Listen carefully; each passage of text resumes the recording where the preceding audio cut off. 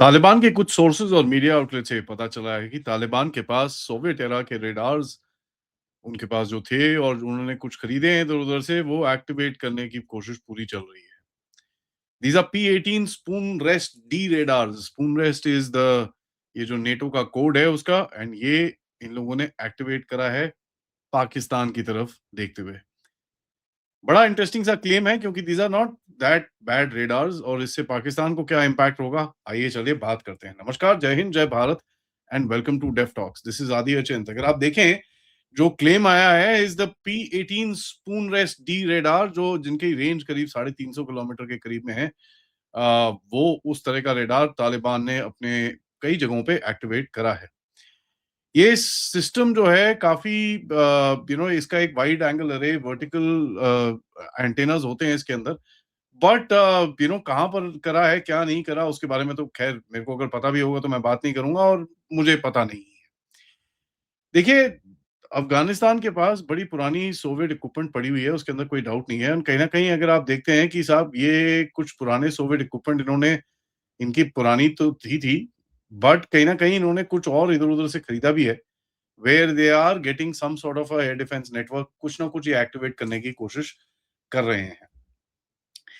जो P-18 radar है उसको IRL-131 टेरेक रेडार बोलते हैं। एक सोवियत डिजाइन सिस्टम था, mobile early warning radar type था एंड नेटो का जैसे डेजिग्नेशन जो उसका था स्पून रेस्ट डी बोलते थे इसको। सोवियत सर्विस में 1970s में घुसा एंड कहीं न कहीं पुराना सोवियत का PL-12 रेडार था, ये उसका थोड़ा-सा एक अपग्रेडेड वर्जन है। ये do two dimensional surveillance radar है जिसके अंदर से target range, direction bearing and general movement आपको इसके अंदर से पता चल जाती है। अब इसके अंदर क्या अपग्रेड करा है, क्या डाउनग्रेड करा है, वो तो हमारे को कुछ पता नहीं है। लेकिन कहीं न कहीं देखिए आजकल की फ मॉडर्न जो फायर कंट्रोल रेडार जो ये सब होते हैं, उसके अंदर 3 डायमेंशनल टारगेटिंग डेटा मिलता है। इसके अंदर आपको सिर्फ 2 डायमेंशनल मिल रहा है। तो ओरिजिनल सिस्टम जो था पहले 2 व्हीकल्स में माउंट होता था। एक रेडार और एंटीना रहता था और दूसरे के अंदर पावर जनरेशन और ये सब चीज़ें रहते थे। बड़ा ज़बरदस्त था इसका एंटीना और ये सब होता था और जो एलिमेंट्स होते थे इसके काफ़ी मतलब यू नो ये मैकेनिकली ऐसे-ऐसे करके घूमता था, तो it would give you 360 degree surveillance. अब जो चीज़ें पता चली हैं कि भई कहीं न कहीं कुछ डील्स हुई हैं कहीं न कहीं जहाँ पर तालिबान की तरफ से ये रेडार को एक्टिवेट करने की कोशिश की जा रही है और not just 1 but couple of them 2-3 की बात चल रही है इन सर्टेन एरियाज़ इन अफ़गानिस्तान जहाँ पर पाकिस्तान से जो ये एरियल अटैक्स के जो इनके थ्रेट्स रहते हैं, उसके ऊपर फ़ोकस करने के लिए। मैंने आपको इनिशियली बताया कि भई 350 किलोमीटर तक का इसका रेंज है। हाँ, it can look that far but effective range अगर आप देखेंगे इसका 220-240 किलोमीटर के करीब में है, which is quite ideal for what these guys really want. तो आपको बेसिक डेटा और बेसिक चीज़ें पता चलनी शुरू हो जाएँगी 350 रेंज पे but when you wanting some more proper information तो प्रॉपर इन्फॉर्मेशन के लिए आपको उसको you will let the target come close वो 250 किलोमीटर के करीब में रेंज में आएगा। उसके बाद कहीं न कहीं आपको कुछ ना कुछ पता चलना शुरू होगा। अब ये VHF very high frequency band में काम करता है, ठीक है जी?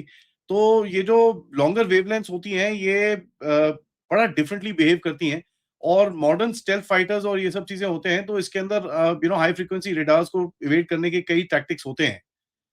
बट जो मीटर बैंड रेडार्स होते हैं, मीटर बैंड का जो आपका वेवलेंथ फेंक सकते हैं, they create a certain disturbance जो even the modern stealth aircraft can't kind of evade क्योंकि वो पकड़े जाते हैं उसके अंदर। सो P-18 जो हो रहेगा कहीं न कहीं इट इज़ बेसिकली इसका यूज़ रहेगा कि भई low observable aircraft, cruise missiles drones conventional fighters yes इस तरह की चीज़ों को वो ट्रैक करने के लिए स्पेशली ड्रोन्स का मेरे हिसाब से इसका काफ़ी फोकस रहेगा कि भई how to pick up these drones because that's one of the things that the Taliban is looking for क्योंकि क्या है कुछ ना कुछ कहीं उनको अर्ली वार्निंग सेंसर्स चाहिए होंगे बिकॉज़ पाकिस्तानीज़ आते हैं, ये मार-मुर के चले जाते हैं, उसके बाद बच्चे मारते हैं, ये करते हैं, वो करते हैं, तो they they should be some sort of a detection capability जहाँ पर ये कुछ कर सकें। नाउ सवाल ये उठता है कि भई रडार तो आ गया, ठोकेंगे किससे? एक बहुत बड़ा सवाल है यार, रडार तो ठीक है, आप डिटेक्ट कर रहे हो, आ रहा है, आ रहा है, आ रहा है, आ रहा है। अब उसको मारना है ना आपको, किससे मारोगे? The radar has no gun और अ मिसाइल। उसका फंक्शन इज़ भैया टू डिटेक्ट एंड टारगेट। बाकी तो टारगेटिंग सिस्टम होना चाहिए ना। That is the big point. Now इसके ऊपर कोई खबर आ नहीं रही कि भाई किस तरह की कुछ एंटी एयरक्राफ्ट मिसाइल्स आई हैं, कुछ एंटी एयरक्राफ्ट गन्स हैं, क्या है? नाउ अभी ये पता नहीं है। नाउ आई विल जस्ट थोड़ा-सा मैं स्पेकुलेट करूँगा इस time.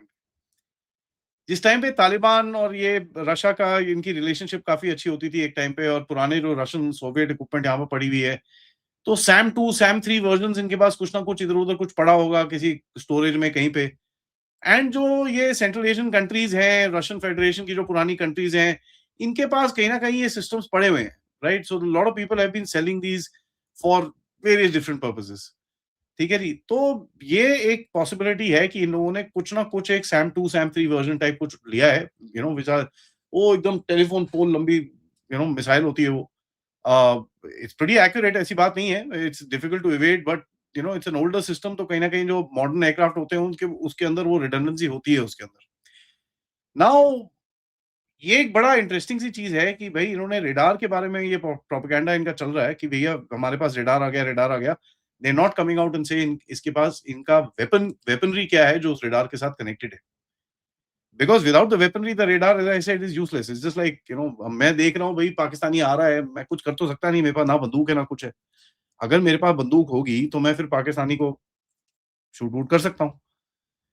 So they got something, कुछ ना कुछ एयर डिफेंस कैपेबिलिटी इनके पास आई है, that is for sure, because ये बहुत टाइम से they have been looking around in the market. ये दुबई भी गए थे ढूँढने के लिए कुछ ना कुछ पुराना कहीं कोई मॉथबॉल सिस्टम पड़ा हो, कुछ पड़ा हो। अब रशिया से आया है, भारत से आया है, कहीं और से आया है, इसके बारे में मैं कमेंटरी करना नहीं चाह रहा। बट ये वाले जो रशियन ओरिजिन के सिस्टम्स हैं, Sam 2, Sam 3 type versions, Sam 1, Sam 2, Sam 3 versions के जो सिस्टम्स हैं, ये मॉथबॉल्ड इस पूरे रीजन के अंदर पड़े हुए हैं।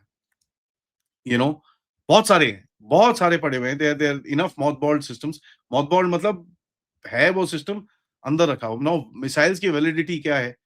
क्योंकि मिसाइल्स क्या है, दे अगर उसको अपग्रेड ना करो, अपडेट ना करो, वो फिर खराब हो जाती हैं वो। So you will need some sort of a technical assistance. Russia से आएगा, आपके पास से आएगा, कहाँ से आएगा, छोड़ दीजिए वो चीज़ें। Sort of a technical assistance चाहिए होगा जहाँ पर ये मिसाइल्स को, अगर आपने पुरानी खरीदी है, उनको रीसेट करना, रिफ्यूल करना, ये करना, वो करना, पूरा चेक करना पड़ेगा, रीसेट क्या है, क्या नहीं है। All that will need to be done.